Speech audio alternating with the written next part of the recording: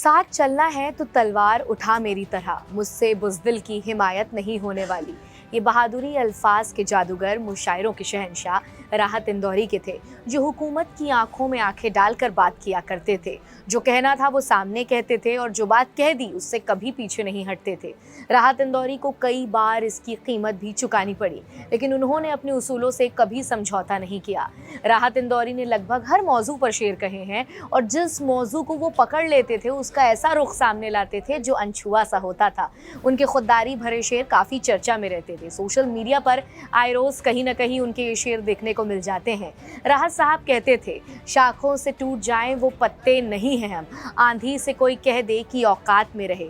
वो चाहता था कि कासा खरीद ले मेरा, मैं उसके ताज की कीमत लगा के लौट आया। हमारे सर की फटी टोपियों पर तंज ना कर, हमारे ताज अजायब घरों में रखे हैं। इसके अलावा वो इशारों इशारों में सरकार को भी आड़े हाथों ले लिया करते थे। उन्होंने कई बार सियासी शेर भी कहे हैं और आखिर में उनकी एक छवि बागी शायर के जैसे बन गई थी, जो हुकूमत को अपने कलम की धार से खुली चुनौती दिया करता था।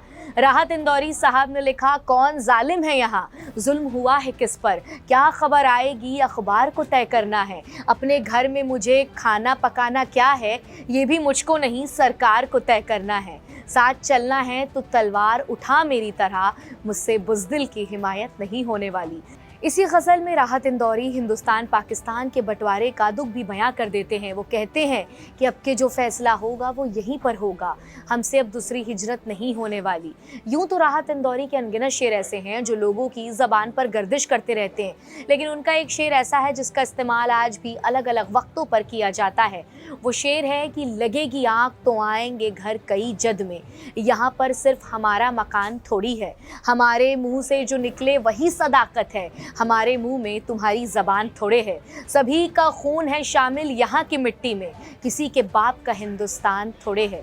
राहत इंदौरी को एक बार अपनी इस बेबाकी की कीमत भी चुकानी पड़ी थी।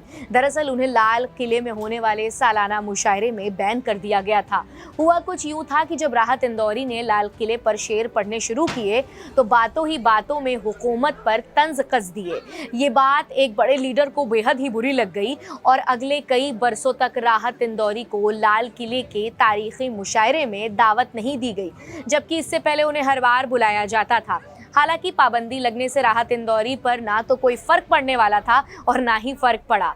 लाल किले में होने वाले मुशायरा दिल्ली उर्दू अकेडमी कराया करती थी। जब अकेडमी में पदाधिकारियों में बदलाव हुआ तो राहत इंदौरी को दावत दी गई और राहत साहब का बड़प्पन था कि उन्होंने इस दावत को दिल से कबूल किया।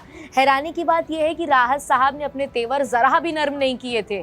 कुछ लोग तो यहाँ तक कहते हैं कि उन्होंने अपने कलाम का आगाज़ भी इसी शेर से किया था, जिसकी वजह से उन्हें पाबंदी का शिकार होना पड़ा था। यूं तो राहत साहब रंग में थोड़े काले थे, लेकिन उनके जैसा रोशन चराग आसानी से नहीं मिलता।